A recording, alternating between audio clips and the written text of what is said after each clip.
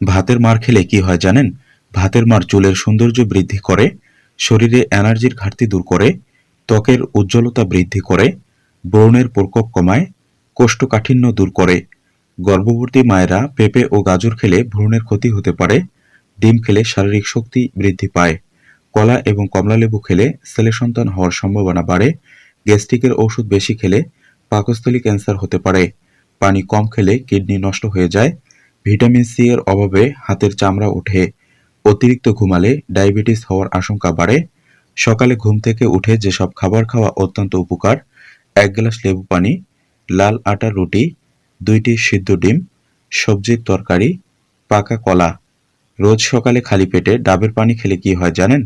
ওজন কমাতে সাহায্য করে, শরীরে দ্রুত এনার্জি বৃদ্ধি করে, শরীরকে হাইড্রেট রাখতে সাহায্য করে। পেয়ারা পাতা লাগালে চর্মরোগ দ্রুত ভালো হয়। তরমুজ ফ্রিজে রেখে খেলে শরীরের ক্ষতি হতে পারে। নিম পাতা পানির সাথে মিশিয়ে গোসল করলে ত্বকের অ্যালার্জির সমস্যা দূর হয়।